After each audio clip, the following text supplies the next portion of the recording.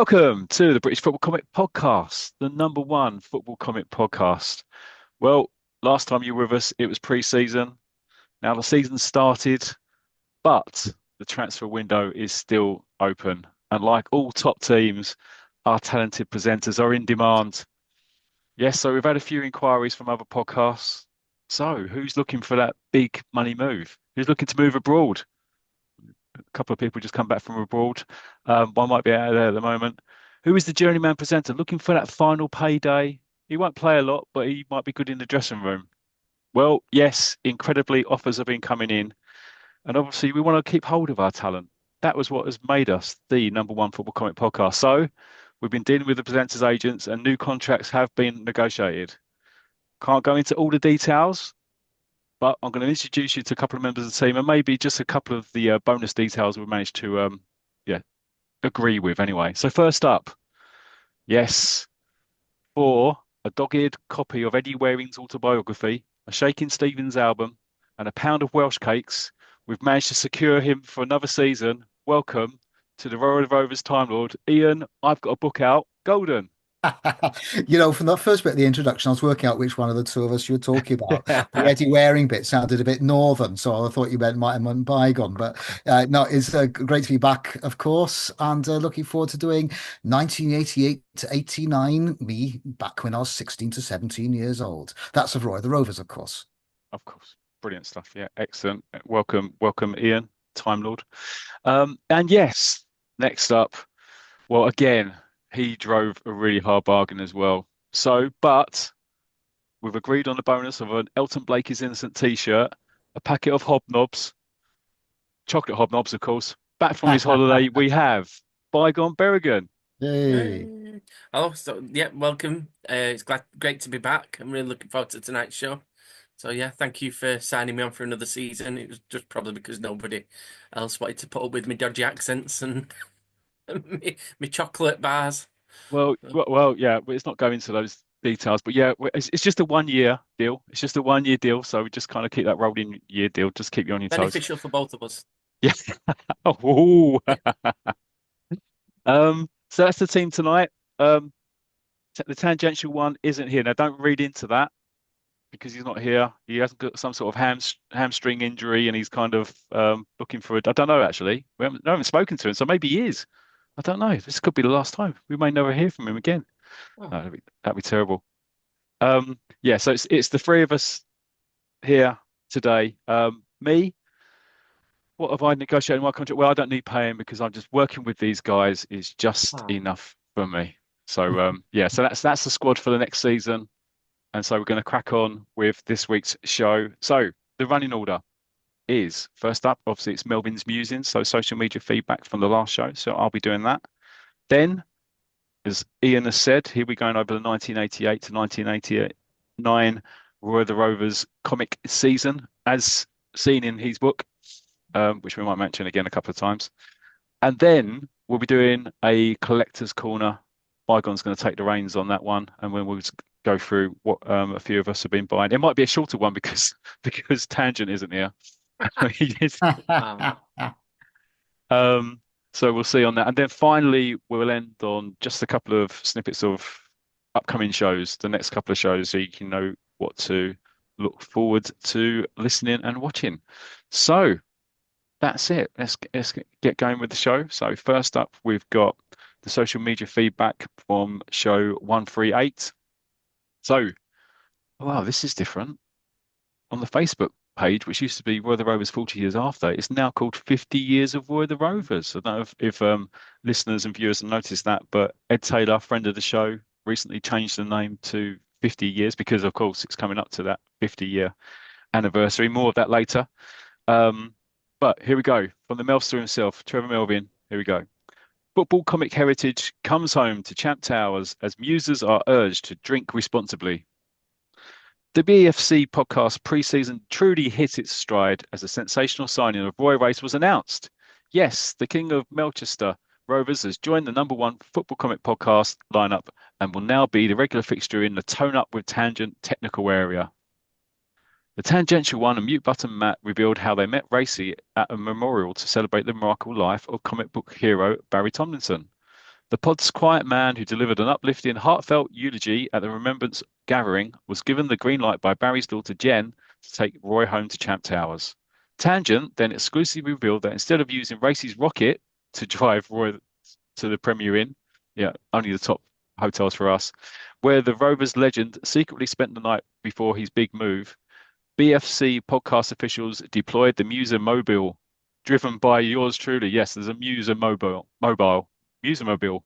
Sorry, it's like a Batmobile, only with the Muser. Obviously, I can imagine the Muser in some sort of cave where he lives and is going to the Muser mobile immediately. Um, Indeed, I can now exclusively reveal that the former England striker had to be hidden in the boots of the vehicle in order to smuggle him past the excited throng that had threatened to bring the ancient city of St Albans to a complete standstill. Yeah, there were people lining the streets. Not since Joe Pearson sneaked up to Scotland to sign Kevin Nicholish for Riverton United has there been this degree of transfer cloak and dagger. Golden Ian led the line and took us back in time for another of his now legendary Roy of the Rovers weekly comic season reviews. The Hideo Shinafino drawn Hotshot Hamish and Mighty Mouse picture story was perhaps a surprise package. Pippin, the lead Roy of the Rovers strip to 1987-88 Golden Oldies league title. At the other end of the table, despite the Golden Boys penchant or penchant for the artwork, the partner strip was consigned to the relegation zone due to its consistently poor form in the storyline department. The plot then thickened as Mute Button Matt and the Tangential One got between the lines of three new publications that are guaranteed to give football comic book fans a real kick. The page turner that scored highest with the pod pundits and had them jubilantly sliding on their knees was teammate Golden Ian's new title, ROTR at 50, Roy of the Rovers at 50. Of course, that was number one. The Welsh Time Traveller has produced a fantastically detailed match-winning guide to the Roy of the Rovers comic that is celebrating its 50th anniversary this year. This critical, fact-filled Bible is the perfect strike partner for fans of the weekly comic and all BFC podcast supporters who have avidly followed the Cardiffians' season-by-season reviews. Golden Ian's latest tomb was mentioned more than once during the pod, and nobody got away with it. Users participating in this episode's podcast bingo were therefore urged by the author and his teammates to drink responsibly. Yeah, please do drink responsibly. Please, whenever listening to this podcast. Well, don't actually. Rather you probably didn't. During another phase of play, Mute Button Matt let slip that when the pod's YouTube channel launched, the entire team had Botox injections. I think we might need to do them again. It now seems that our BFC style icons may have set the trend that has seen real world footballers receive the same cosmetic treatment to soften their dynamic wrinkles. I wonder what Johnny Dexter would have made of all of this. It wouldn't have been the hard man, it would have been the smooth man, wouldn't he? The smooth man? No? Yeah, can I have that? No? No, okay. Further forehead controversy is rumoured to have come at full time. Sporting a new look tone up with tangent headband for episode 138, the tangential one is believed to have received a cease and desist letter from Duncan Mackay's legal team. Representatives of Big Dunk, who was a record signing for Melchester back in 1975, have said that the tough tackler officially secured a trademark for the headgear through the UK Intellectual Property Office, and that Tangent was infringing the trademark by wearing his own natty sweatband. The former Scottish international was reportedly decided to go head-to-head with the football comic mogul over this issue because he has failed to pronounce his name properly in previous episodes. No. Mackay. Watch this space, musers. Great football comic heritage, lads. Oh, and he finishes actually, because I don't know if you remember Kaz on YouTube commented last time. He asked questions about what's our favourite comic, what's our favourite story, and what's our favourite annual. And so Trevor has said his favourite comic was Tiger.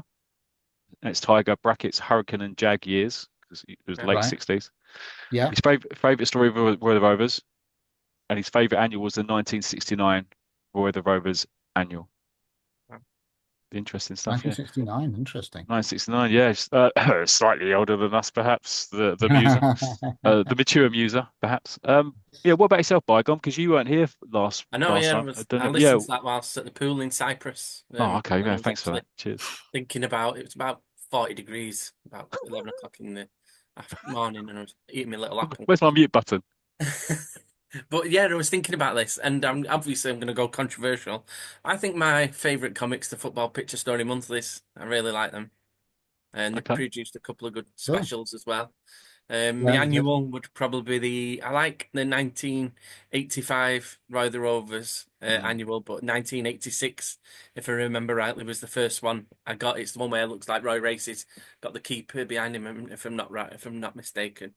I can't remember. Or is that the Was one? that the only one with the one-off logo? No, Um, it's the one where Roy races in an England shirt, Yeah. oh, like okay. Oh, another one. the Another white one. Yeah, England shirt. Yeah. So yeah, that was my first annual. So it'll be them. But I think all the 80s Roy of The Rovers annuals were fantastic. yeah. Because they introduced me to stories like like Marx Brothers. I think they put. I'm sure that was in their journals. Palace was in there. Yes, it was. They did a Mike's Mini Men was a compilation. They did You know, reprints for about yeah, 4 years, Jack and didn't Jimmy, I think Jack and Jimmy might have yeah. been in Jack and there as Jimmy well. was Yeah, in one yeah. of them as they? In the well, and 70s, I obviously think I didn't it even know was. Jack and Jimmy was in. Like a No. score before that or Scorcher and things. So, Yeah. but yeah, that would be mine. And my favorite story is Jordan's Palace. So, Obviously. If only there's some sort of sign that we would have I known don't that. Yeah. know. I just don't know why. Yeah, yeah. We've never But done they're all Devil's Palace. We fun. need to do Devil's Palace as well. Yeah. So, Yeah, I mean, We I'll have to do. do Durrell, There's a obviously not, lot. not, not, I pulled apart Durrell's Palace in my book, so unless I'll need you to look over that, Yeah, Bygone. I will do. It's Yeah, I've got a copy of the book now as well. yeah. I'd love to have been But a Durrell's Palace supporter, one of those 6,000 regular fans that played at Tier 9 level. brilliant stuff. 40,000 every week. Yeah. All right, brilliant. Thanks, Bygone. Thanks for your choices. And yeah, thanks again to the Muser, um, and his Muser Mobile. Right, and Paul Savage. Hi, Paul. Said another great show for episode 138. It was great to hear about Barry's memorial event and lovely to see some of the photos from the day posted on Facebook. I was interested to hear that Barry Mitchell stepped in to draw Hamish and Mouse at one Mm. point. I'll definitely be digging out that issue to remind myself. I'm always intrigued when another artist takes on a strip that has become so closely associated with a particular artist. It happened quite often on holiday special covers or for special events. I remember the Tiger and Speed first merged cover. I think our favourite David Skew even drew Hamish and Nipper for that one. I must also say how much I'm enjoying the Time Traveler's book. Thank you. Yes, there you go. Always nice to get some great feedback. If you are listening and you haven't given me a 5 star on Amazon, please do that. Yeah, yeah, and I've done that. Have you seen my reviews? My You review been have. posted. Thank you Recently? very Yeah, you can much. get Yeah, feedback. I've Yeah, seen that. that's I've right. seen that. That'd be a Yeah. fiver, thanks. Um, it really is pure gold for us comic fans. I was both surprised and chuffed to see one of my Facebook comments included. Yeah. He says it was a quality read up until that point. Well, well done, Ian, on a magnificent job, and especially for getting it all together so quickly. Looking forward to the next pod. Yeah, thanks, Paul. And yeah, quite right. Yeah, totally agree with your words on Ian's book. Terry Angus, friend of the show. Hmm. Hi, Terry. Great piece on Barry's memorial. He was a true gentleman. Indeed, he was. Looking forward to the artwork episode. I've got a few pieces of art and prints in my collection. I bet you guys can't guess where the art is from. Well, it's one of the very top striker fans. I'm sure it might potentially be something to do with Pete Nash. Who knows? But looking forward to that, Terry. Please share them with us. Actually, we'll share them on the show. Um, Phil Cole. Hi, Phil. Friend of the Hey, Phil. show. Lovely words about Barry's memorial. As for the rest of the pod, just a shame there haven't been any recent book releases because obviously we went through like loads of books. Yes. Um, in all seriousness, I wish Rebellion had included any of the Match of the Day strip, the Euro 2020 strip, or the Tammy Special Rocky strip. Can't help but feel the majority of the target audience will already own the two graphic novels. It's a bridge too far, even for a tragic hoarder like me. Well, you're not tragic. I wouldn't say you're tragic, Phil, but I mean, yeah, I think all of us would like to have some of the more eclectic stuff coming out really. And who knows, maybe in the future, maybe all this stuff is kind of tied into contracts and stuff like that with artists and creators and stuff like that. But anyway, good to see more releases coming out. Excellent time. Excellent. William Atkinson said, I remember those giveaway because I think I posted some pictures on Facebook when we promoted the show. Yeah. And there's some pictures of the stickers. He says, I remember those giveaway stickers. Massive throwback to my youth, seeing them and the old covers. Mm. And Jennifer Tomlinson said, thank you so much for your kind words. It was a pleasure to meet you all. Lovely to see Roy back in one piece. because obviously he's now permanently housed in the tangential ones room. So it's an honor to look after Roy, and we tactically made sure it wasn't in Bygone's house just in case, just in case. Um, I've got blacker. yeah. I thought Penny did. Oh, anyway, okay, let's leave that. And then YouTube, we've got some comments on YouTube. So our great friend from Greece, Nikos, gave us 5 love hearts. So thank you, Nikos. We'll take that as a compliment. And Kaz Hilton said, great show again, and the YouTube is super for me as I can download the show and listen to it whilst walking the dog or driving or trying to sleep. Send you to sleep, yeah. Hope you're still with us anyway at the moment. Anyway, Kaz. I was surprised to see the Hotshot Hamish annual 2009. Do you have any further information about this? It was a Well, compilation of his Scorcher stories, was it not? I've got it. yeah. Have you got it? I haven't. Yeah. You know what? I haven't even got it. I know it wasn't actually published by. I don't think it was published by Egmont, who had the rights at the time. I think it's in Is it not um, Fleetway? Can't remember. collaboration with the Sunday Mail. I know Yeah. on the cover it's Sunday Mail. Okay. So It's brilliant. Again, it's like it's all colour, isn't it? Billy's boots. Yeah, it's all colour, but it finishes on it's volume 1 and the story ends, and you want more of it to continue. But it's been what 16 years and they've never done volume 2, so I think that's the Yeah, end of it, which is a yeah. shame.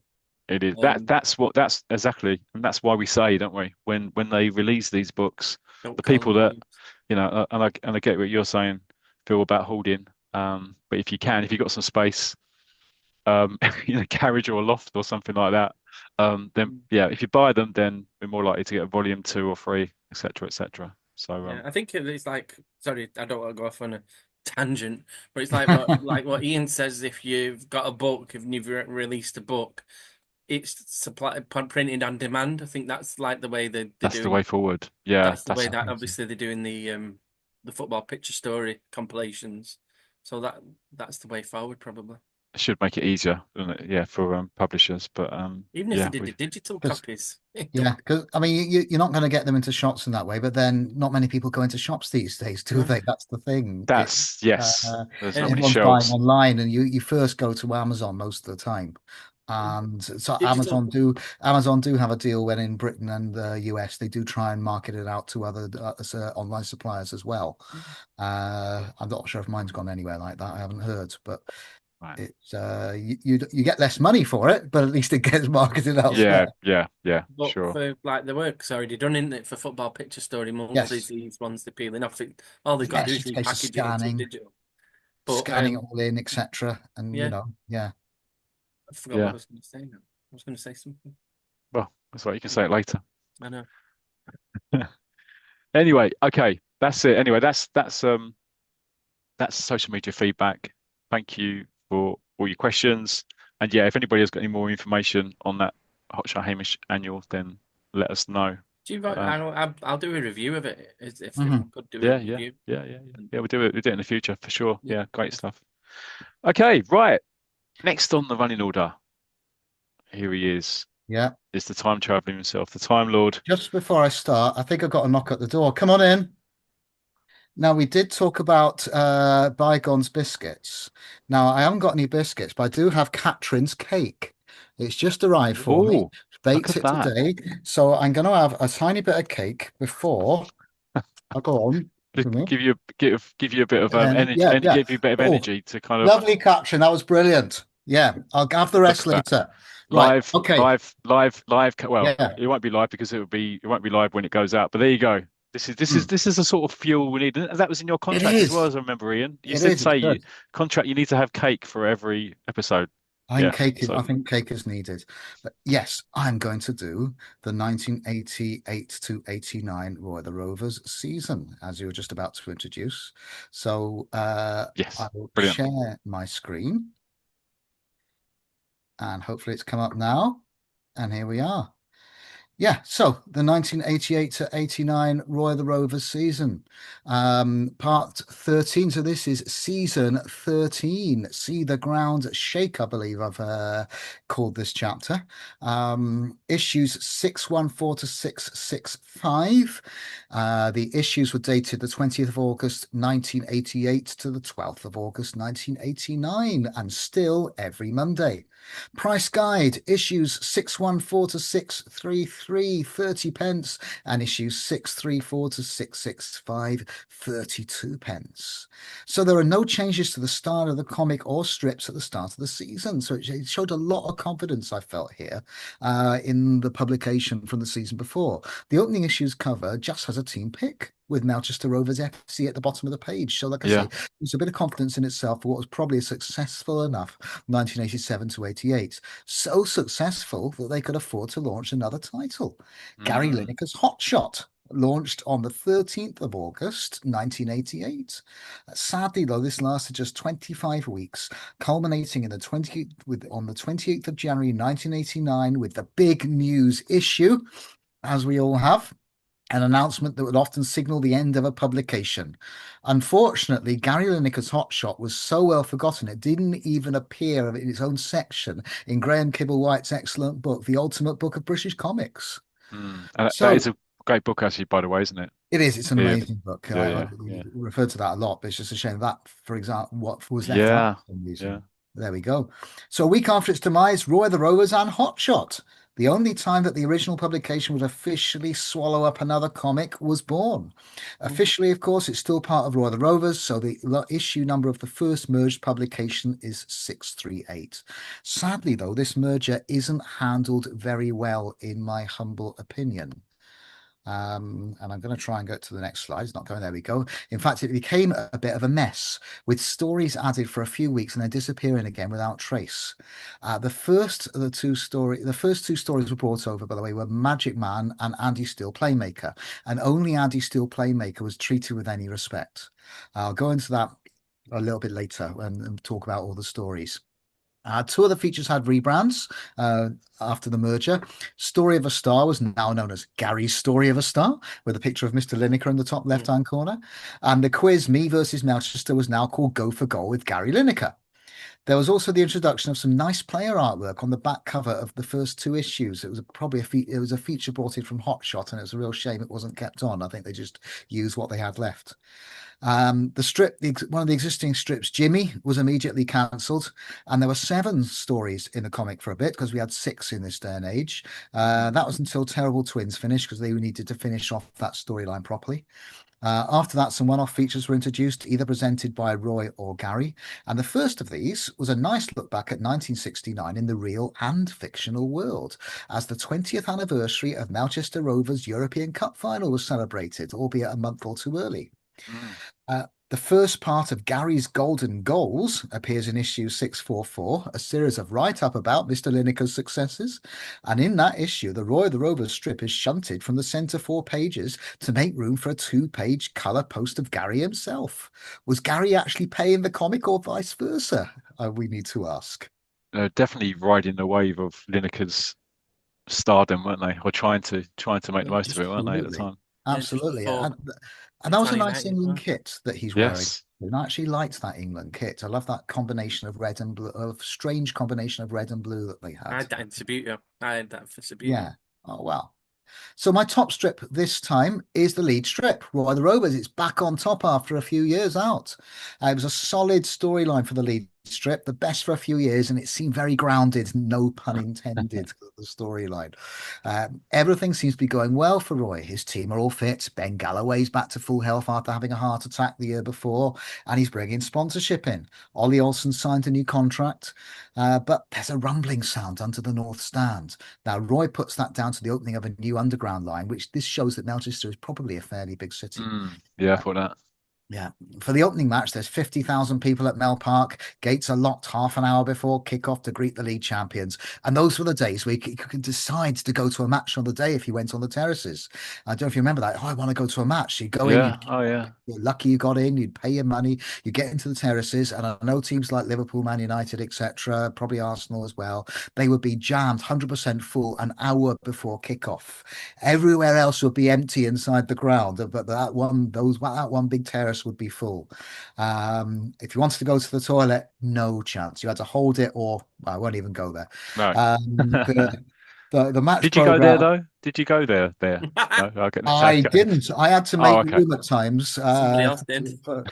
Yes. You asked me if I went there, but no. I did. I did have zip pockets as well, which was good.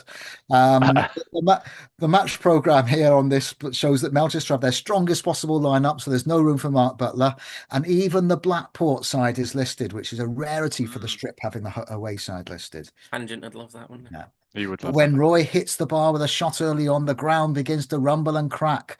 Roy saves the Blackport goalkeeper before he's swallowed into the ground. You see that on screen now. Doing the A splits. third of the pitch is lost, and the crowd and nearby streets are evacuated. Rovers, for the foreseeable future, are without a home stadium, so they sign a deal to play at Wembley, which shows that Melchester must be a fairly easy ride to London. I'm not sure, I wouldn't, an hour or two maybe, but probably an Yeah. easy ride. Not, So not by certainly underground. not by underground, no, not at all. Not at the moment, anyway. But there are objections from a few London clubs, and when Roy scores the opening goal against Dean's Park at Wembley in what's become a London derby, cheers can be heard at Walford. That's not too far away from Wembley then. That annoys their manager Joe Cassidy. I wonder if he is Trevor's younger, nastier brother. You never Or know. David's. Yeah. David Cassidy's brother. Yeah. The move doesn't go well, though. A concert at Wembley a few days before one match means the pitch isn't the best. Now, I thought Wembley looked after the pitch, put planks down, but obviously that didn't happen on the day. Burnley go Duran Duran, I four. bet, wasn't it? It was Duran uh, Duran, probably. Probably. I know that one of Rick Stewart's mates was a Duran Duran fan, although that was his parents that liked it because obviously goalkeepers in the future. Calm down, Burnley, Bally. Burnley are 4-0 up at half time, which includes a Mark Butler own goal, and eventually they win 6-3. So Rovers' first win at Wembley is after Christmas in the FA Cup third round against Selbridge Athletic. They scrape home 2-1. After a win at Pancho Miller's Carlton Town, not Dunstan Town, but Carlton Town in the next round, Rovers actually face Burnley in the fifth round, which happens to be the first game back at Mel Park. Rovers go 4-0 up at half time, and the media are searching for confirmation of Rovers' record win. Now, any Rovers fan and any media that's been there at least 8 years will know it's a 14-0 win against Keysborough. But Mervyn Wallace seems to think it's 8-2 against Walford in the FA Cup in 1922. That's not even their biggest FA Cup win because they beat Kelburn 8-0 in 1979. I don't know what everyone's on about here. Perhaps, though, it's their biggest ever win against Burnley, and everyone's getting a bit confused. If So, only you were around at the time, Ian, I it would have know. made, if you could have gotten your TARDIS back to then, it would Yeah, make things a lot easier. absolutely. I believe, though, that the Roy of the Rovers, the playing years, believe it's their biggest win against Burnley. So they've written it as that. Right. Okay. Selbridge, is that where Kevin played? Kevin's Uh, chance. Was that I think it could be, yeah. Although I'm not sure if there were two Selbridge sides, yeah, just but yeah, Selbridge Athletic, yeah. I think it might well have been. Yeah. So Rovers win that game at 8-1 against Burnley. They're knocked out in the next round by third division side Bradfield, which leaves the club to try, or just leaves the club now to try and avoid relegation. So it's one of those classic Roy of the Rovers type years, isn't it? Where you win the Mm, league championship one year and you're fighting relegation the next. yeah. But there's an off-field battle emerging as young Roy comes up against Eric Cassidy, the son of Jack Cassidy, who's now moved to be manager of Melbourne. Um, Eric is now playing for Melbourne School in the six-a-side tournament. In a six-a-side tournament, Roy Senior's forgotten about it, getting there just in time to see his son's side go out in the semi-finals to Melbourne School, coached by Jack. But the race family win in the end as the fathers face off across the River Mel for the final match of the season, where Rovers, now complete with Panini as their new Mm, shirt sponsors, which you can see on screen now. yeah. Lovely looking kit that they never used that kit again because it was just Panini just written in the end. It was a lovely little design, that one-off kit. And they beat their local rivals to stay up. Have you noticed Roy's got looks like Puma boots on? Normally he has the Yeah. two stripe Adidas, which it was. Yeah, which the others have Yeah, whereas he's walking got it out. looks like Puma, That's Yeah, interesting. yeah. Nike's Puma. I'm gonna have a little bit more of my cake before it goes cold, because this is a really nice cake. And Is Catelyn trying to muscle in on you, trying to sell your yeah, book, because she's trying to sell cake now as well? absolutely, absolutely. Yeah, good for her. I feel like a Radio 5 Sports Extra announcer at the cricket here. Um, Yes, Summer sees a tour to Crete with Roy linking up with Portdean manager Richie Gunn. Now, his son Gary is a promising player, but Richie doesn't want him at Portdean due to the father-son factor, which doesn't seem to bother Blackie Gray, even though Mark Gray doesn't seem to have done well recently.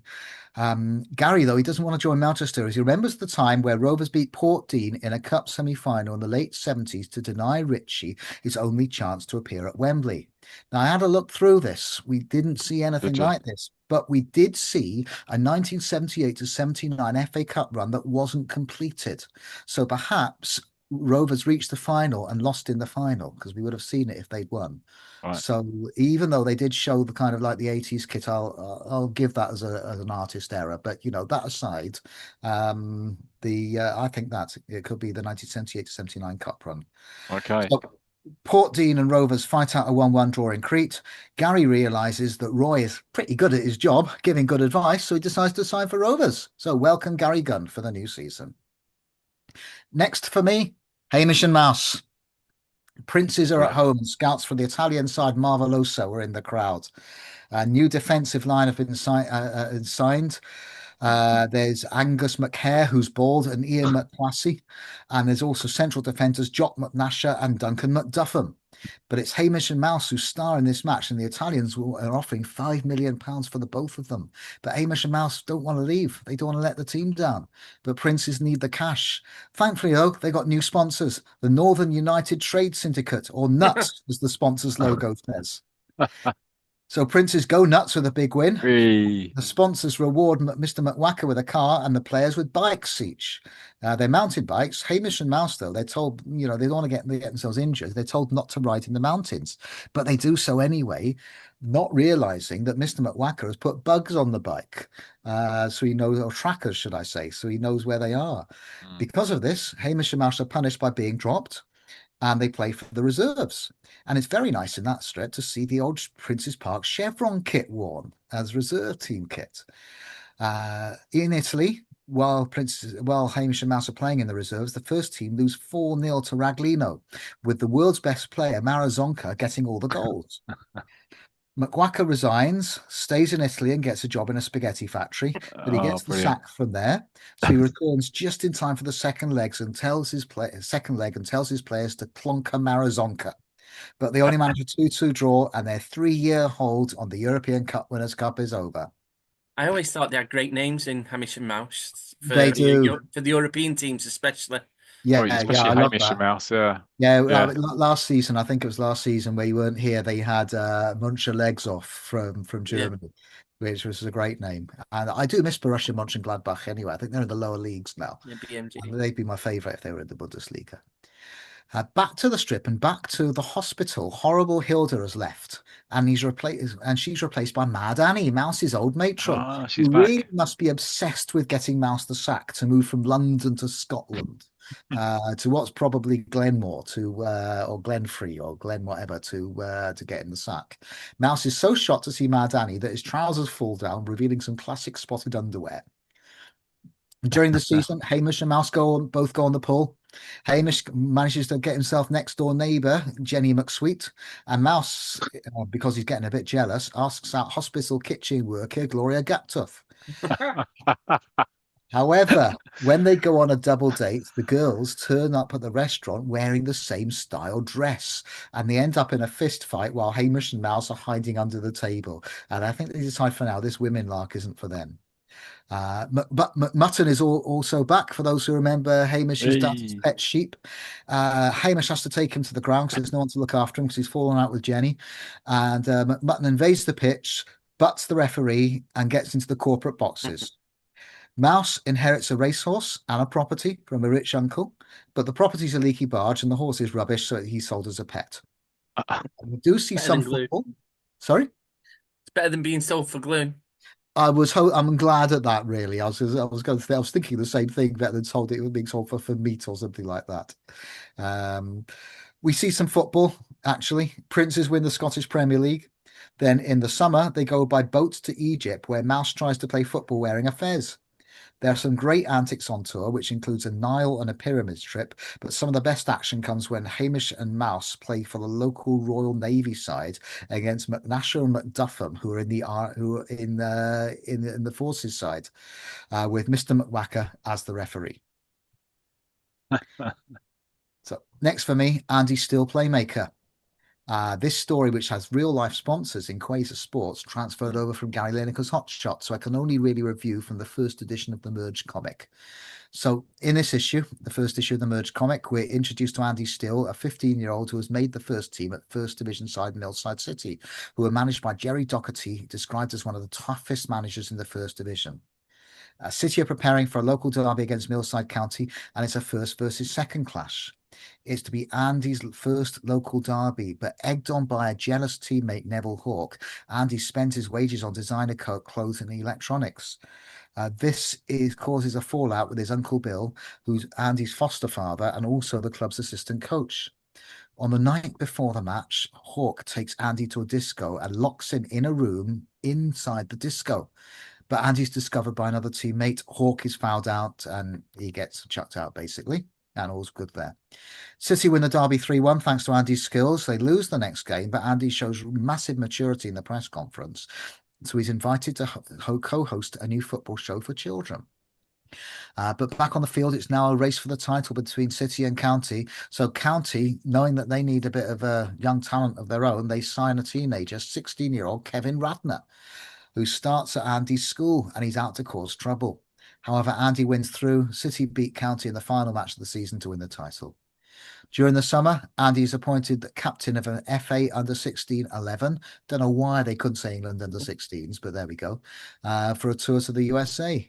Kevin Radner's also selected, and he's out to get Andy again, as is their American opponent, Butch Swartzoff. What a great American name that is, Butch Swartzoff. Radnor tries to set up Andy to get injured, but the playmaker sees through his teammates' tactics, and eventually it's Radnor that's carried off the field injured. As they're in the USA, they're challenged to a game of American football, as you do, because Of obviously course, it's the law. that. Yeah. Schwartzoff do challenges. They do well in, and he scores the opening touchdown, but they eventually lose, of course, which is realistic. However, there's trouble for Andy. Kevin Radnor's arranged for him to be kidnapped, locked in the back of a truck that's going a long-distance haul. He escapes, arrives at the next match late, but scores a hat trick to help the FA to a 4-3 win. Andy thinks Kevin Radnor's behind the kidnapping, but he can't prove it. On to the next story, which is Jimmy. Local thugs are out to get Jimmy for helping him beat their side to condemn them to relegation. And for those who don't remember, Jimmy's a story about a lad who's a bit down on his troubles. He's homeless, but he's a good footballer. Nipper. And he has a dog. It's a bit like It's a Nipper. bit of Nipper, yeah. Great artist, though. It's good artwork, brilliant artwork. It does change a little bit Yeah. before the end, and I don't think it's quite as good. Right. He plays his first youth team match for Liverton United, plays well despite being cropped. But at half-time, he receives a note saying Jack, the dog, has been kidnapped. And if Reston don't win the match, Jimmy won't see his dog again. After a crowd-wide hunt is launched, Jimmy is found in the away dressing room. I'm sure that's the first place anyone would look, really. Jimmy takes revenge on the field, and he's also cleared for a crime that he was accused of, which we spoke about last season. He's given a place to live in a boarding house, but it's with a landlady who doesn't like dogs. And despite Jack and Jimmy causing a bit of havoc here and there, all is still fine with the club. But after a disagreement with a teammate in his reserves debut, he scores an own goal. He's blamed for the defeat by the reserve team manager, and he's suspended. And because he's suspended, he walks out on the club and no one can find him. United captain Terry Parker leads the hunt for him. Eventually, he's found playing football in a local park.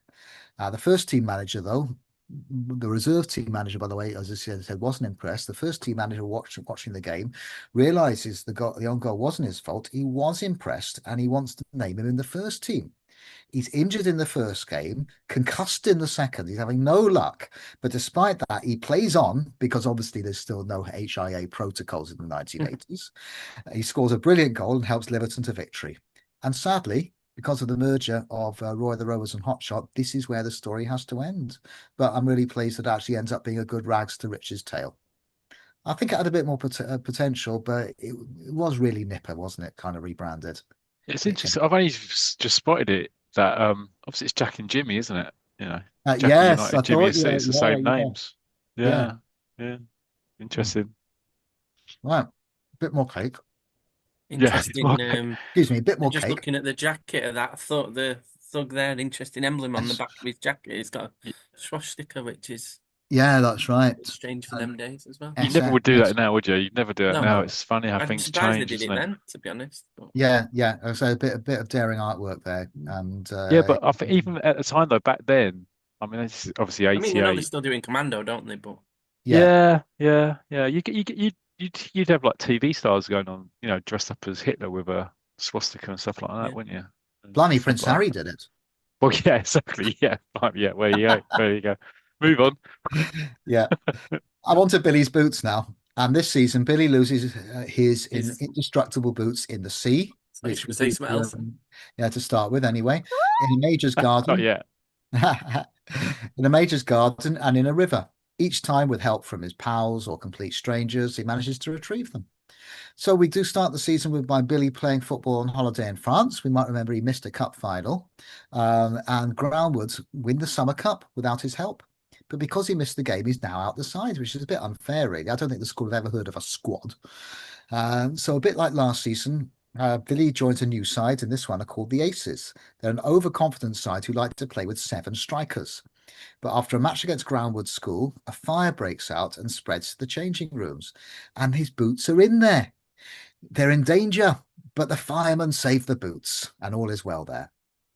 But because of the fire, Billy, on his own, is sent to Mansfield School temporarily, and it's an establishment with a bad reputation. I'm guessing they've done this to give the strip a bit of a shake-up, take him away from Groundwood for a while. Billy is selected for the school's idiot B team, as they call it, and thanks to his boots, he impresses. He's selected for the first team as a result, and despite playing with an injury, just like Deadshot did once upon a time, they win and he scores a hat trick. But his home really is with the seconds. That's where he gets on with the people, alongside his new pal, goalkeeper Plummy. Billy helps them to a final, and just before he returns to Groundwood. However, his regular school has a few new good footballers, and Billy's still not in their side. He's out their side. So he asks permission to go back to Mansfield to play for their seconds against the firsts in the final. So the Idiot B team up against the A team. It's a classic Roy of the Rovers final. The firsts go 2-0 up. But as Deadshot was never on the losing side in the final, Billy wasn't going to be either, and he leads the Idiot B team to a 4-3 win. So Billy gets his place in Groundwood's under 16 seconds. He does well when they play the firsts in a friendly, so he's selected for the firsts in their summer knockout cup. All played in a decent stadium in front of full houses, as you do with under 15s and under 16 sides in Of real life. course. Yeah, but it's good that Billy's being aged in this way. I don't know if you remember a few years ago when he joined Roy of the Rovers, which I think is about 85, 86, he was 12 years old. And so now, as he's just turning 15, he's fine to play in the under 16s. Billy reads about Deadshot Keen being left out of a cup match and selected for a replay. Similar happens to Billy coming off the bench to help his side win. He eventually tastes success in the final as one of the youngest players, just like Deadshot did years before him. I don't know how he always kept getting dropped when he's an under 16 England international as well. He's been played a few times, hasn't he, for the under 6 England team. Yeah, I think that was.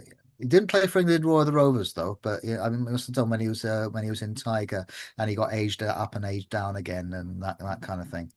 But yeah, going from was he ever aged in Tiger? Did he start off at 12 and No, it be started off at, I think it 15? stayed the same really. Yeah, I can't remember him ever being Mm, aged. It was only this time. But looking at these, as I was earlier on, yeah. yeah, you can tell markedly 2 or 3 years older, isn't it? Yeah, that's right. And they put the ages in the comic at one point. They had him at 12. Yes. That's what the Yeah. ages in. They put him up to 13, and now he's in the under 16s. And as you know, I've always been a fan of aging people that well. And we'll talk about this a bit later, but I'd love to see Billy's boots as an adult. I believe it's happened somewhere, but Mm. we'll talk about that, I think, at the when we go to Bygone section. So next up, goalkeeper. This followed the same format as last season, with a series of individual stories, either drawn by the unknown artist or Osvaldo Torta, with the unknown starting for the first 21 issues. So Rick is still at Oakhampton. They signed new goalkeeper Nicholas Gibson, who's small but good, and he's needed fairly quickly after Rick is injured in the opening match of the season. Gibbo, as they call him, comes on and plays well, whilst Rick goes outfield and scores a goal. Rick is invited to an unveiling of a Hall of Fame award for his dad, which actually some of the Melchester Rovers players or coaches at the time attend. Roy Race and Duncan Mackay are definitely there. Gibbo comes on. Rick, there's trouble though at this Hall of Fame awards. A newspaper claims Gordon was guilty of throwing a match in 1978, so it must have been just before he made his Scotland debut. Rick, still playing outfield, is naturally off his game, takes a knock to the head. Gordon appears to Rick as a vision when he's unconscious and tells Rick to clear his name. So after the magic sponge, Roy plays on because there's no HIA, performs well. Despite being threatened to keep away, Rick eventually tricks the person responsible for the story to admit that he was lying, and all's well that ends well. So a new story in issue 626, still with the unknown artist, as I said, that he lasts for 21 issues, the unknown artist. Rick is still off form, so he resigns as captain to concentrate on his playing. After all, he must get to the reserves at some point soon. Oakhampton pick a new player, an Italian youngster, Carlo Marchetti, who shows his qualities, and he's appointed as the new skipper. So we're back to Osvaldo Torta's artwork in issue 634, which you can see on the screen. I must admit, he always was one of my favourite artists when Oh he yeah, did you can see the stuff, difference. Yeah. Save His Hands and Goalkeeper. But with the regular keeper coming back, he's sent on loan to get some first team experience at second division side Stapleford United. Apparently, Stapleford have won the league championship 12 times and were the first English club to win the European Cup even before Melchester Rovers. But they've fallen on hard times. Defender Oscar Johnson is against Rick joining the club and is trying to show Rick up by doing poor back passes and genuinely getting in Rick's way. So on to issue 642, back to the other artist. Rick is back at Oakhampton, and much to the annoyance of youth team's second choice keeper, Clifford Eves. So despite playing first team at Stapleford, he's back in the youth team at Oakhampton. To make things awkward for Rick, Eves creates a rift between Rick and his friend Jason Green, which results in Jason losing his temper in a match and eventually getting sent off. Rick and Jason do eventually find out about Clifford Eves' tricks, and they're reunited. So back to Torta's artwork, 11 issues later in issue 653, and Tynefield have been reformed and elected to the conference. And I'll say Tynefield for a reason. I don't know what the Northern League clubs who are wanting promotion felt about that, about Tynefield going straight back into the conference, but there we go. Tynefield's youth side are about to face Oakhampton in the first round of the FA Youth Cup. Now, this story is wrong in a few ways. The writers are now saying that Rick used to play for Tynefield City. But it wasn't, of course, it was Tynefield United that Rick is playing for. And even the artists are getting confused because sometimes they're portraying him in Tynefield City kit, sometimes they're portraying him in Tynefield United kit, depending on who the artist is. It reminded me a little bit of a Netflix miniseries called The English Game. I'm not sure if you've seen it. Yeah, I watched that. It's really good. Yeah. It is, yeah. Have you seen it, Bygone? What's that? Sorry. Have you seen have you seen a Netflix series called The English Game? No. Oh, well worth it. It's based on a true story about the start of professionalism in English football, and features Blackburn winning the FA Cup and beating Old Etonians, and about the Old Etonians chairman, star player who's also chairman of the FA. So it all gets a bit biased. But what they do in that is they just feature a club called Blackburn. At the time, there were Blackburn Rovers and Blackburn Olympic, and what they've done in the English Game, the Netflix series, is they've merged the two clubs just to form one club called Blackburn, and their history of the two clubs is merged, so they can do players from each side in the history of both sides. So it's not quite historical, but it is historical as well. It's a bit weird. But Like it's still really Sheffield good. and Sheffield Wednesday and Sheffield United, wouldn't it? Yeah, it's a bit like that, but yeah, it's massive. It's still worth watching despite that. Yeah, so it's the historical the context of how football started and it's moved from amateur to professional, wasn't it? It's Yeah, all about that, and these it players coming is. down from Scotland, working in the mills and Yeah, stuff like that, being yeah, paid, exactly. and yeah, it is interesting. Because what People they haven't had watched it. in real life, I think they had two good stories there, and they just wanted to merge them into one. Yeah, yeah, you can see that. Yeah, yeah. Um, I'll see if so Nick that's what wants they've to done watch it here, on film really. now. Apparently, according to the strip now, there's only Tynefield City, but there we go. So after the Tynefield versus Oakhampton match, which ends 0-0, so they need a replay. Rick visits his mother in Tynefield, who's now hosting Rick's young nephew. But while they're there, Rick's mum receives a call to say her sister in Australia, she's been badly injured in a car crash, and she's needed over there to help. So Rick has to move back home to Tynefield, and he joins their youth team, who are now being managed by John Rockwell, son of Rick and Gordon's former boss, Jimmy. Now, Rick's departure from Oakhampton definitely upsets his landlady's daughter, who Rick didn't ever take advantage of, which was his loss because I think Rick was really in there, to be honest. Don't know though, do you? You don't Yeah. know if he did or not. You don't know Different for sure. He'd artist. have been in there. He really would have been in. He's just naive, he was. That's just too young. But because of the special circumstances of Rick's transfer, the FA decide he's not cup tied. So he's allowed to play in the FA Youth Cup replay for Tynefield against Oakhampton, despite not even playing in exactly the same rounds for Oakhampton the week before. Tynefield's win after Rick himself scores a penalty. I've no idea what Oakhampton are feeling about this. They must be genuinely peed off. So he's now selected for Tynefield's first team. Oh wow. Yeah, He's a in the journeyman, last isn't he? match. Yeah, in the last match of the season as they win promotion back to the Football League. More So there clubs we than go. Jack Nicklaus, and he's only 18. I know, exactly.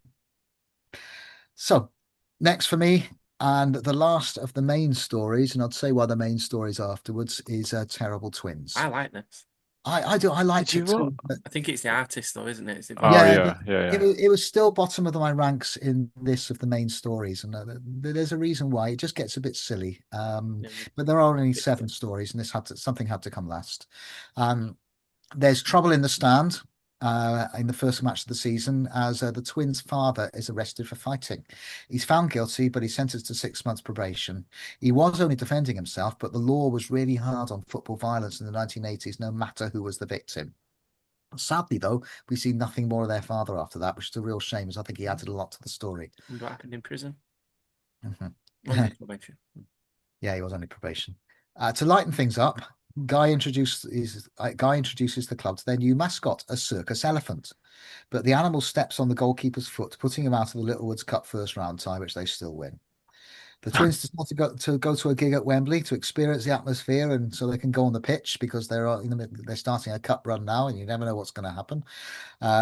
Guy decides to run up to the raw box to pretend to lift a trophy, but unknown to them, the paparazzi capture it, and the Twins are in trouble again with manager Dave Barnett. In the next cup match, the Twins make an enemy of one of the opposition players who is eventually sent off. After the game, in the most unexpected plotline, and I really mean that, the player is waiting for them in the back of Guy's new car and threatens them with guns. Well, actually, they're pencils, but the twins think they're guns, and they're forced to drive Guy's car off a cliff. Thankfully, they have jumped out of the car before it goes off the cliff. Rockhampton continue to get through the rounds, but there's a change in personnel in the new year. Dave Barnett, the manager, has resigned to take up a job offer in Spain. Taking Bygone over, parlor? could be, I can't remember, but could be. After all, taking over is one Victor Bozkovic. Do we get a round of Hey, applause or a cheer for Victor? yes, Victor. Yeah, I guess this firmly puts Terrible Twins in the Melchester verse. Guy continues his tricks, but Victor isn't impressed and sentences Guy to the punishment machine, which involves Guy being tied to a long rope, tied to a pole, and running round in circles. In the quarterfinal, Gary misses a penalty, but the Twins score a goal each to put Rockhampton through. But they both finish the match in hospital, knocked out with black eyes. Victor then gets 2 black eyes himself by tripping into a bucket of water. And it's one of those humorous scenes in hospital where you see all 3 of them, 2 in beds and Victor sitting in the middle. So they reach the Littlewoods Cup final against league leaders Glaston City. That's Glaston City. We've never heard of them before. I'll give it away now. We've had a discussion about it, a few people, and we've placed Glaston City as Bristol City. because we thought Glastonbury. Glastonbury's not far away. Yeah. Yeah, exactly. So that could Might be be kind of. league leaders of League Two or one. Yeah, well, no, they're probably league leaders of the first division at this point because sometimes these teams can go up, be league leaders for a time, and then go straight back down again. After all, Swansea City, sorry to swear, reached the. They Well, were actually at one for a week or two. I think were top of the first division around 1981, and they finished It that. Swansea. Yeah, they were. Yeah. Yeah, They definitely. Yeah. finished that season in fifth, and they would have With, qualified for the UEFA Cup had they with not won the Welsh Cup to be in the Cup Winners' Cup.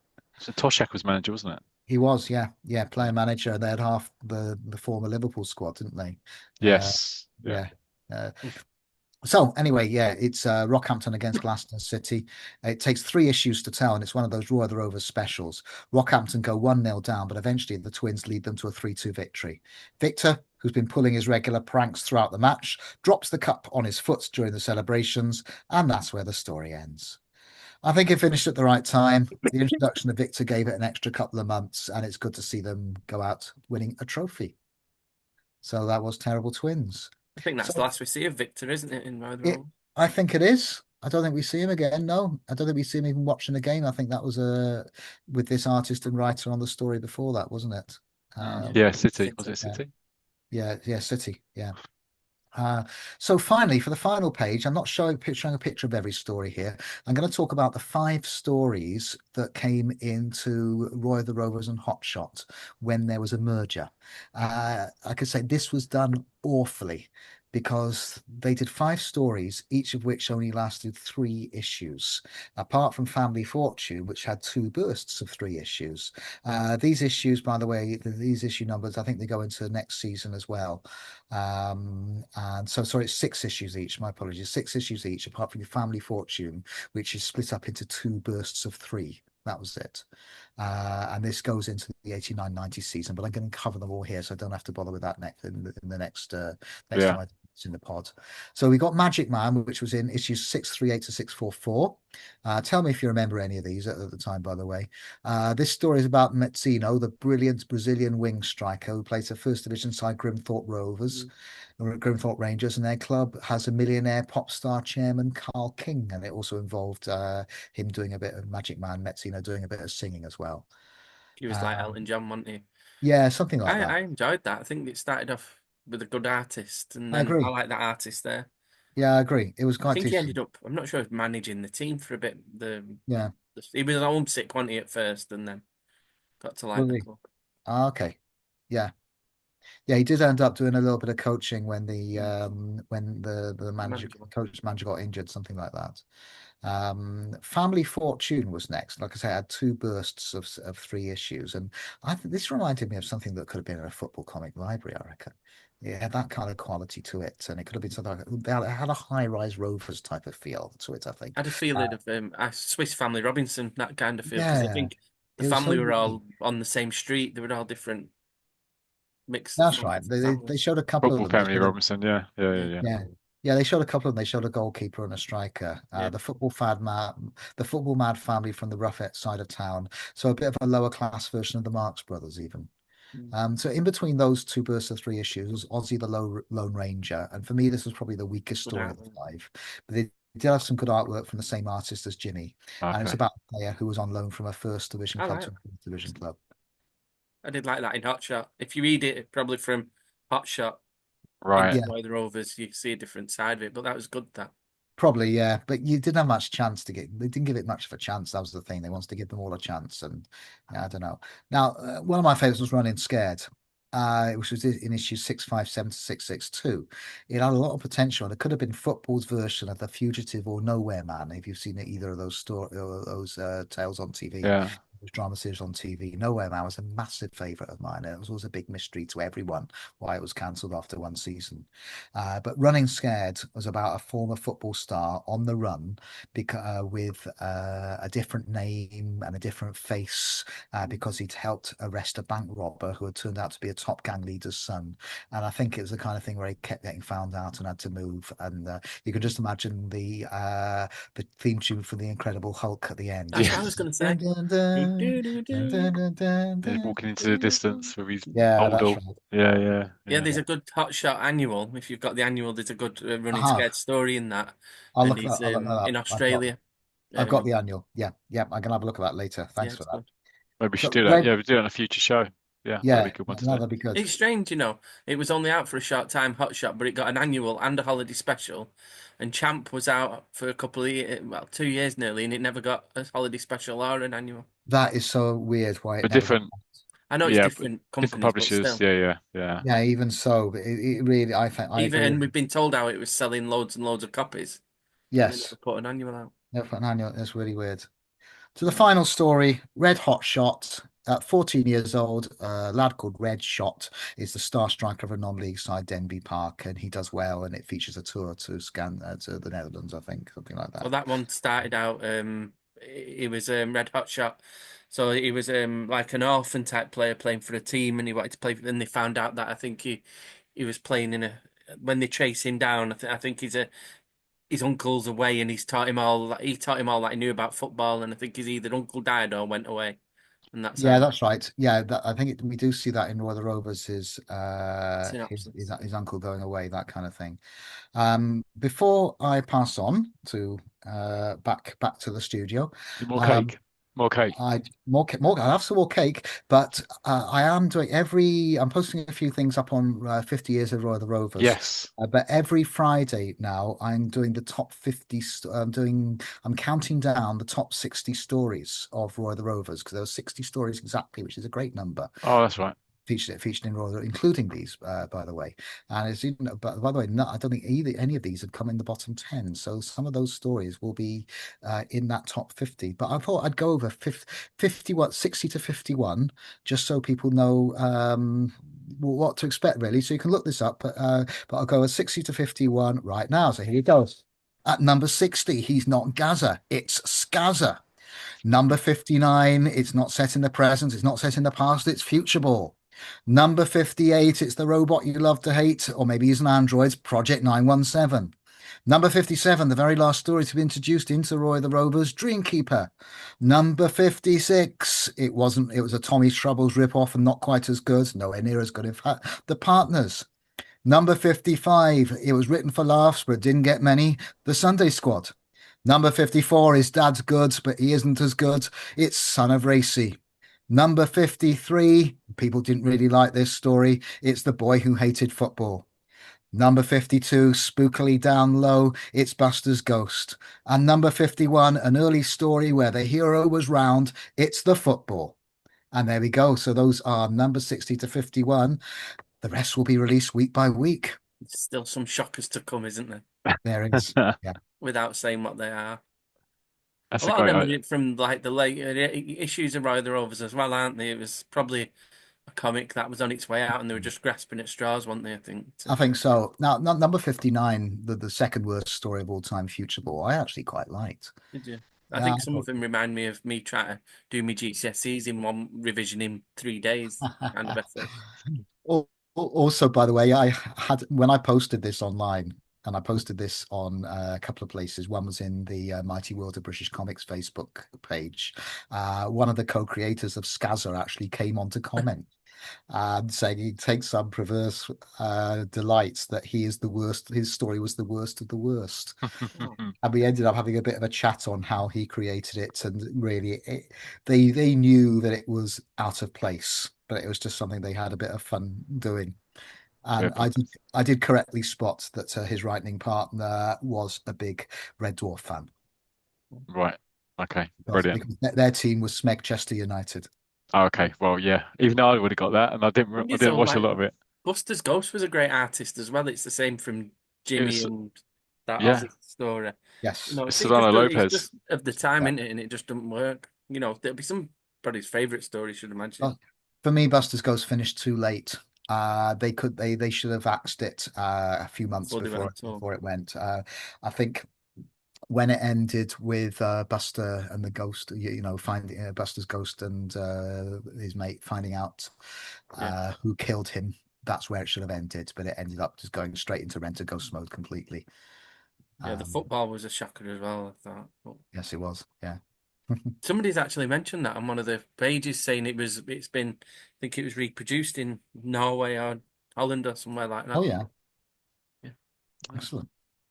Good. Well, more on Norway and or Holland later. Um, Brilliant. Once again, thanks a lot, Ian, time traveller. Um, Great hearing about the 88 to 89 season. I mean, looking back at it, it feels to me, obviously the stories went down from 8 to 6. It feels to me they were trying to aim at a slightly older demographic when it comes towards the 80s a bit. Yes. Um, I I think don't know. the main story, Roy of The Rovers, was. Yeah, yeah, yeah, yeah, yeah, Yeah, yeah, they were doing like things like Harry Potter and even the newer reboot of Roy of the Rovers about the readers growing up with the story, maybe. yeah, yeah. Anyway, fantastic stuff, and yeah, we're looking forward to the next season as well. We're looking forward to the 50 to 40 of the worst stories in the comics. So excellent. They'll be coming out Friday on two Facebook sites, 50 Years of Roy of the Rovers and The Mighty World of British Comics. So watch out for that. So yeah, absolutely, and yeah, comment underneath the postings as well. It's great to Yeah. see everybody's their own opinions. Um, okay, right now we move on down the running order to Collector's Corner. So I'll hand over now. He's back. He's back from his holiday once again. I don't know how many holidays he has. I have to check the records on this. But anyway, he's back. We've missed him for a few shows, and thank God he is back. So hand over to Mr. Bygone Berrigan. I have bought quite a lot of stuff that will be shown in future collectors' corners, and I've managed to squirrel it upstairs in the loft and different cupboards before it was seen. And what I was going to say before, when I said I've forgotten what I was going to say, it was to say that if there was more digital releases, I could get away with buying more stuff because I wouldn't have to hide all my purchases. They would actually be all digital, and that'd be fantastic. But obviously, they can't. And it is nice to actually hold a copy of something in your hand, isn't It's, it? Oh yeah. I'm only laughing because you do know after every show I'll send a link to your wife. Technically, yeah, Yeah, that's yeah, fine. yeah. That's fine. So, That's fine. That's why she turns up with 3 or 4 more bags, and I'm not allowed to say anything about them. But that's all right. It's pennies in it at the end of the day. It's not like we're collecting famous artworks or things like that. It's Oh, just pennies. no. So what I have purchased is something I've always loved to get my hands on, and it's not often that you see it pop up, but it is a We Are United book. Um, and what's special about it is the book is actually in Norwegian, and it's a We Are United story, and I've actually purchased volume number 7 from 2004, and it's a super album. And on the front cover, it's We Are United, and it shows Hedgehog Jones in a challenge with what looks like an American player, yeah. and actually this is actually a cover from a football picture story monthly called The American Dream. Um, issue number, just let me just double check there. Issue number 193, and they've just reprinted it and changed it to a United kit rather Yeah. than another. Ah, okay. Yeah, I think on the original it was the American team in a Red England kit when he played for Hedgehog played for England. But they've obviously changed it so it's a United kit, and it's produced by a company called Boeing. And when you Google them and look through, there's absolutely quite a few We Are United stories and different other stories as well. It's quite interesting going through them. Unfortunately, it's all released in Norwegian. None of them are released in English, which is a shame because they're actually there. All it would take was somebody to translate them and release them. And Yeah. it's also a shame because we're not Norwegian, are we? Well, I have No. picked up a little bit as Have I've you gone picked up along some the of the way. dialect? I suppose Yeah, you have. so obviously we have got Norwegian listeners, and I will speak in Mhm. their mother tongue, um, and I will try and translate as we go along. But yeah, and I'd just like to thank Rab, who I bought these from. Obviously, people who listen to the podcast in the early days will know Rab, and I just want to thank him for giving me the chance to purchase this book because I've always wanted to own them because I have seen them pop up on some like forums. You see them on Yeah. forums, and when you Google them, I don't think there's many original stories in them. But I think somebody probably will correct me on this. When I have looked through forums, they've had stories like Billy's Boots in Dutch and different things. And in one of the I was explaining before, one of the Billy's Boots stories, he does actually grow old and become a professional footballer. So they got to see that, whereas we didn't. We just finished, I think he was 15, 16, as we've already discussed earlier.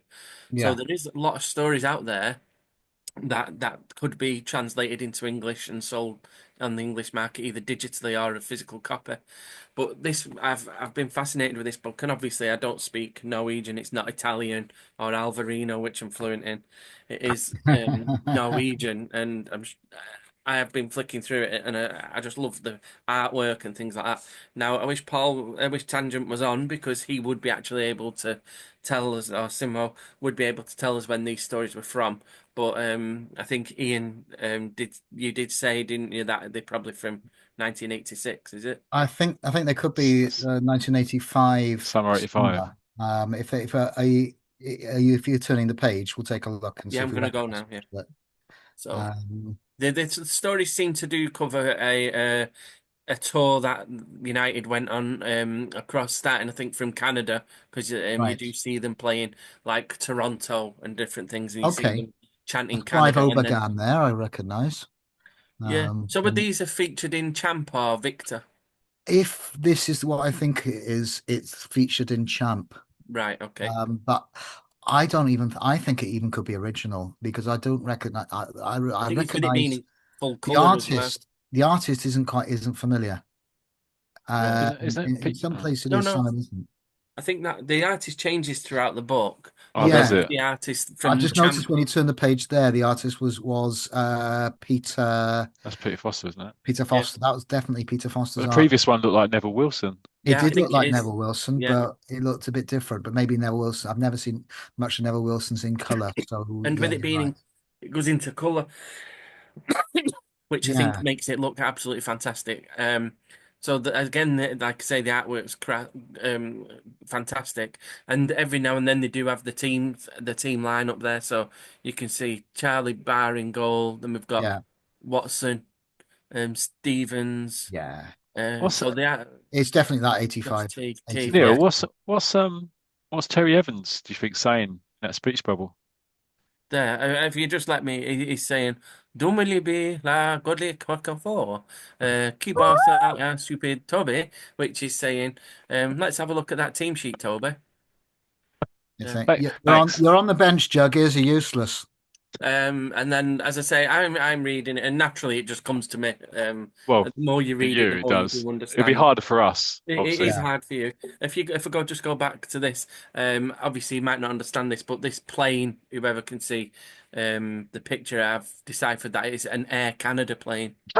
Um, and I know that's in Norwegian for most of you, but I can see that clearly. It says Air Canada, That's amazing. It's the talent you have. It's and they're incredible. staying at the Log Cabin Hotel, which Right. I, I saw that on one of the invites.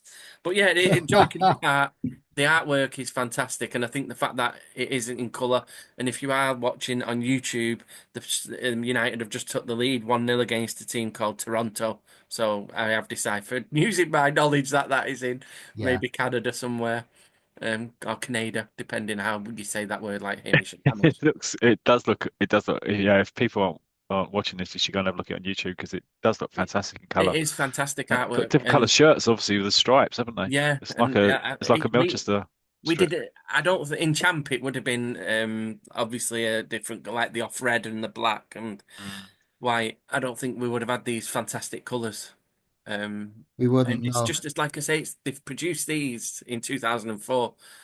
I don't understand why they've not been produced and released in England. I don't understand. It must be copyright reasons that they get over in. Well, well, it would have been licensed, wouldn't it? Because remember Martin Lindsay when he came on with Bill Yeah, Graham, he was the head of licensing, wasn't he? DC yeah. Thompson, and he, as we know, these were published over in Norway and in Mm. Holland and Yes. stuff like that. So somebody over there must have thought there's a market for it. Hmm. They've got the licensing from Yeah. DC Thompson, and then they've repackaged it like this, and it's fantastic. But for whatever reason, Thompson's didn't think to do it over here. No, but now that we are getting football picture story Yeah, monthlies released, hopefully this maybe. might, you know, if anybody is listening who works for DC, maybe they can start looking at these to release because they're actually there ready to go, and it would stop me from having to translate out every page that I'm going to have to. But again, the picture, if you are watching on YouTube, please do have a quick look because it is fantastic. Again, United are playing a team called Canada, playing Canada here, and the artwork changes again. It shows you the broad spectrum of the artists that actually drew. We Are United as well, and again, it's another team sheet is listed on there. Mm. And Yeah. as a move over, it shows that Johnny King's been the offer for Johnny King £1 million, which I have translated, and that comes across as £1 million. It's very educational, this show, isn't it? Yeah, There's a lot of but listeners that are improving their Norwegian. the Norwegian, yeah, it's Yes. fantastic, and they're having a bath there, and Hedgehog Jones saying like it's quite dirty this bathwater. I think it needs changing.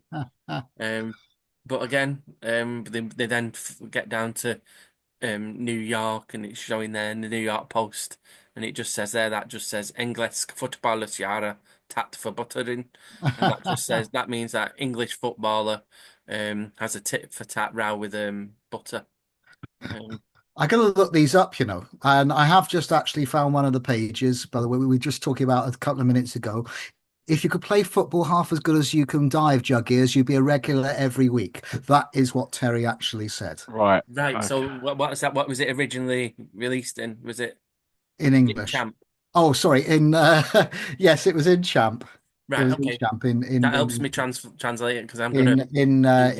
in 1985, and I've Excellent. just found the. I'm just looking for where they land with Air Canada and the Log Cabin Hotel and all that kind of thing. Yeah, But and Air Canada, just to confirm, is it spelled the same or is it different in English?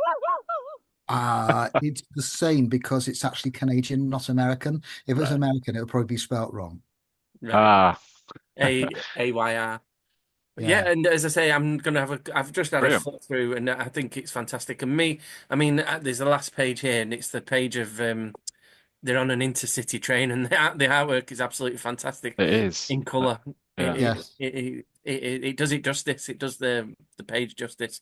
And if I had this when I was younger, when I used to like love drawing, I think I would have pulled nearly every scene off this and used it for my own drawings. I think the artwork obviously was always good for We Are United anyway.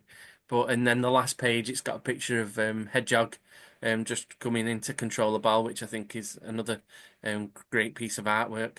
it So is, and looks an original one as well. That doesn't look like any regular United artist. no, no, I Yeah, don't, yeah, I don't know who that it yeah. does.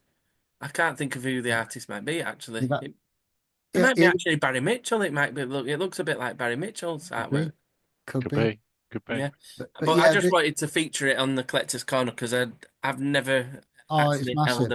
a copy of one of these, and I've heard about them.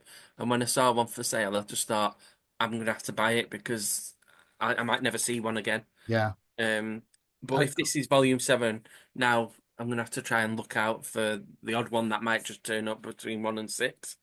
But it is. I'm gonna have a look through Champ and try and translate my copy, so I'll have a copy in colour. But yeah. yeah, if anybody else owns any other, not just We Are United, if anybody has any more information on the Billy's Boots story, please just get in touch, and I'd love to learn more about them. But yeah, That's that's my collector's corner. I was quite pleased with that purchase. It's something different from that's myself. amazing because that story I'd just love to have, as you say, in English, because that was a really good summer of. I Yeah, seem to remember really enjoying that yeah, when I was 13 years old. As you say, it was spread between three artists: Neville Wilson, Peter Foster, and Mike White. yeah. But none Uh, of them ever took anything away from the story. no, no, I It's not didn't. I like was a big when Peter you Foster fan. Yeah, but when you used to read get an annual, and then Yeah, you'd look so forward to see Roy of The Rovers story, and it wasn't the original artist, you feel a bit let down. Whereas yeah, with We Are United, every artist did it justice, and you never felt yes. let down with In a whichever totally artist. different way. They Yeah, had the totally different styles. I think Mike White was probably my least favorite of the three at the time because I thought it was just a bit basic, if you see what I mean. right. Yeah, I mean, all brilliant artists, don't get me yeah, wrong, but Peter Foster gave it that kind of stylish look. yeah. The Um, action I liked with Peter. Neville Wilson gave it a bit of a kind of a grittier look. Yeah, which all these stories were in Football Picture Story Monthly, Exactly. wasn't Yeah. they? Yeah. Yeah. But yeah, that's it. That's Thanks. my. Really enjoyable. I have got other things to mention, but I will keep them on the back burner because I could, Yeah, like I just said, for fill about sake of 50 your points. marriage. Yeah. Yeah. Okay. Yeah. Good. Ah, Good. good shout. No, that's brilliant. No, thanks a lot, Bygone. No worries. Yeah, it's like all the listeners and followers know we do collectors corners every now and again, so there's always plenty of stuff to share. I've got a few bits to share as well. The first one is well, actually from the muser actually, from Trevor Melvin. So he sent me a message just as a few weeks ago when I was on holiday, and he said he bought a job lot of 40 Aldine, I think it's Aldine football novels. These are from 1925 and 1933. So, yeah, obviously a long time ago. Similar format, so it's a small format like a library to the Football Picture Story Monthly, but obviously just text, they're just stories, not pictures. And some of them written under pseudonyms. And there's a name there, William Hall Home Gow, and his son Reginald, who sounds a bit like Edward Home Gow, who's somebody else we've heard of before as well. So could well be the same authors. But he's gonna read up and find out a bit more about the pseudonyms. But I'll share on this screen for people that are watching on YouTube some of the covers because it's really quite impressive. There we go. Oh, no, it's I not can just working. confirm it does pronounce Aldane. Yeah, you're right there. Is Just it adding? Thank you. Okay, I'm glad you're back. We struggle with pronunciation. So here, some of the covers here are absolutely fantastic. This is the condition. These are the actual books which Trevor's got, and oh, Okay. they're lovely. well, bearing in mind these are 100 100 years years old. old. Yeah. One of 100. them there is Dan of the Rovers. Yeah. You got the Door of Victory, the Dandy goalkeeper. You got a goalkeeper there with like a monocle. He's Mm. wearing a monocle in his eye, and then you got the worst team in the army. So I wonder yeah. if any of these stories got repeated in as a picture story in future comics. You know, like we see them regurgitated. Well, they could well be, couldn't they? I mean, this is as we know, there's so many stories going back, to the pro to the story papers like Rover, Wizard. Mm. Like when I did Gorgeous Gus, that started out previously. There wasn't Invicta at the start. And there's so many stories. Limp Along Leslie and stuff like that. But yeah, you're right. I'm guessing different authors may have regurgitated stories further down the line. Um, but yeah, no, it's brilliant. So Trevor, thanks a lot for sharing Yeah, fantastic. those. Trevor does kind of share his stuff from every now and again, so it's nice to be able to share it Mm. with viewers and Grateful. listeners. So thank you very much, the Mill stuff, and I've got a couple of bits as well. First Can of I all, just say right before you get them up, I was listening to Gorgeous Gus on holiday and I thought it was fantastic. I really enjoyed listening to a story I've never seen or read, but I thought you did it really well. I could I, picture it I, in my mind. oh, Yeah. thanks, mate. No, I mean it's great fun looking back at those, and there's so many of those stories. It takes a while to kind of investigate them and then obviously present them and stuff like that. But yeah, I mean some of them are just so much fun. Yeah. So we'll do more of them in the future for sure. It's nice as well as talking about the Football Pitch Story Monthly, We Are United, and Roy of the Rovers and the Tiger stuff. It's nice to kind of put this new Mhm. stuff in. So thank you. Yeah, so a couple of bits which I've got on Collector's Corner. So just if people are watching, so to just above my left shoulder as you're looking, yeah, is a Manchester Rovers shirt. It's a late 60s shirt, which I managed to secure off of eBay. I've been looking for one of those for ages, and I see his smiling face on there because I know Bygone Berrigan's got one of them, and I've been terribly jealous of it for ages. But now I've got one. It's a long Is it, sleeve one, is it so a toffs? Yeah. yes, it is a toss. Yeah. So I'll be adorning that in the winter. Keep me I'll be Well, warm. jealous of the big paint yes. mark I've got on the back of mine, but yeah, they're lovely, aren't they? In the winter, they're nice to wear as well, just around the house Yeah, I and mean, I'll go down the high street in them. That's full where you kit. find me normally, walking up and down. Um, Absolutely. I think I've got 9 Melchester shirts now, so that's quite cool. So that's good. And what I did get, I got some Wizard. So I'm showing on the Oh, screen some copies of Wizard very good. here off eBay. I've got about 43 copies of Wizard purely because of obviously friend of the show Barry Mitchell. He drew Cast Iron Bill and Skipper Willie actually as well. But in the period I've got, which was from January 1975 to December 1975. You've got and I'm showing it on the screen here. It's a Yeah. fantastic cover, Yeah. cast iron bill, which I I think like, was that used on the Red Dagger? I think it was used in the Red yeah, Dagger as well. I think Yeah. so. I've got that on a tin. I've got that artwork on a tin. I think they released some, like tins that were Rover and Wizard, and it's great artwork. Yeah, yeah. So I'm Oh, looking for. actually, I've got it on a tin in the pub where I'm sat now. It's in there now. Oh, okay. Yeah, yeah. So it's nice to have those. Yeah. I'm not gonna start buying all the Wizard, so I'm not gonna do a tangent. But yeah. So yeah, it's nice to pick up those. So that's it for Collector's Corner. Okay, right. So that's the show. So we talk about a few other bits and pieces we've got coming up. Um, the next show we're planning on interviewing Mark Towers. Many Roy of the Rovers fans should recognise that name because he was the guy who ran the Roy of the Rovers website for well over a decade, from late 90s up until the 2010s. It's almost 20 years, really, 20 years. Um, and you would have seen his name in a few of the Roy of the Rovers books as well. Anyway, so yeah, we're hoping to interview him in a couple of weeks. So look forward to that show. Then we're coming up to the 50th anniversary of the launch of the Roy of the Rovers comic, which was dated the 25th of September, but it would have been published on the 20th of September. So we're going to record a special show for that, and we might even mention Ian's book, maybe once or twice, um, when we get there. And of course, potentially Tangential One might be back, unless he has actually been transferred to another podcast, in which case, good luck to whoever it takes him anyway. Um, that's it. So let's go around and get some final thoughts from my two co-presenters today. So first of all, Bygone Berrigan, back from holiday. Good to have you back, mate. Your final thoughts on today's show. It's great to be back. I've enjoyed listening to the shows while I've been away, but I really enjoyed listening to Ian's take on the season. 1988. I was a regular reader of Roy of the Rovers then, but I think at the same time I was buying the other older issues as well, which I started to prefer than the later ones. But yeah, I obviously enjoy Ian's review on each season, and I'm going to enjoy reading his book, which is out at the minute, I believe. Yeah, I've got a copy of it. Yeah, we should have mentioned it earlier. Sorry, Yeah. sorry, Oh, Ian. We that's didn't okay. mention the No, book. I'm these things sorry. I'm happen. Don't worry. sorry. It's a busy show. It's a busy I'll show. I'll, I'll stick something in the Yeah, editing yeah. later. Yeah. It's okay. Yeah. Yeah, just edit it. No, so again, I always enjoy that. I enjoy Yeah. that feature, and I'm going to be upset when it finishes. I don't know what you plan on doing next. If you're going to buy a batch I of don't know. Tigers, I mean, I think I'll probably go on to next year. So I've got four left to do. That's all.